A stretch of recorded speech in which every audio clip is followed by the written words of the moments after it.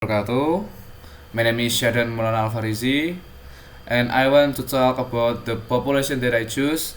And I choose the population of this research is one class of the English Education Department batch 2023 at UIN Salatiga, which is its fifth semester. Jadi populasi penelitian ini itu seluruh sekelas pendidikan bahasa Inggris angkatan 2023 di UIN Salatiga, karena mereka berada di fase aktif dengan tuntutan akademik dan organisasi yang tinggi. And then the strength is this research is relevant to student study life. It uses a qualitative approach that allows deep exploration of students' experience. The data are collected directly from the participants through interview and observation, and the results are useful for lecturers, academic advisor, and student.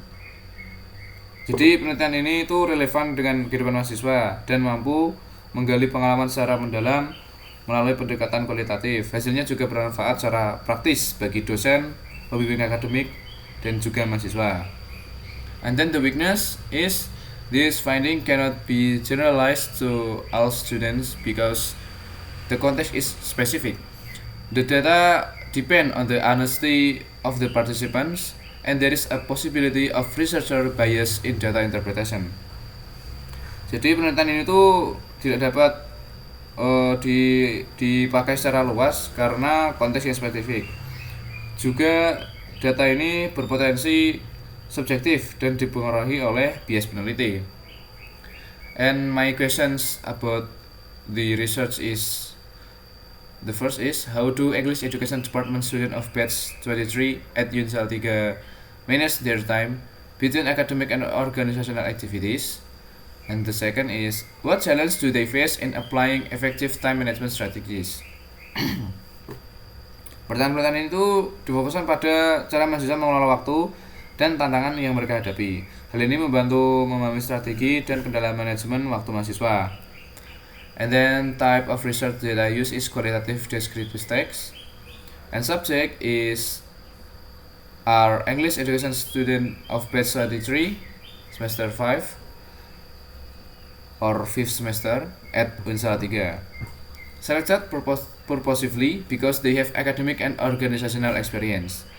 And data collection that I use is, number 1, in-depth interview are we used to explore student strategies, experience, and challenge. And number 2 is limited observation in classes or organizational activities are conducted to support the interview data. And then the data validity, I use 3 methods to validate the data. And A is instrument validity.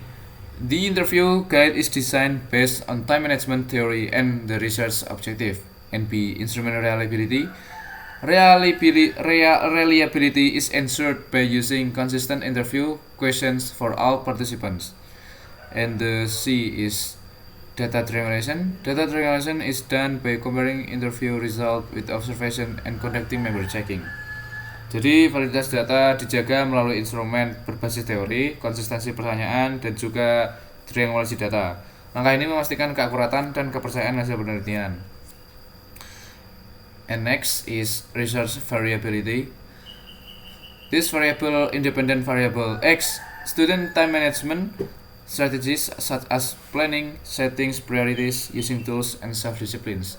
And then the dependent variable Y, academic and organizational balance, including productivity, stress, and learning effectiveness.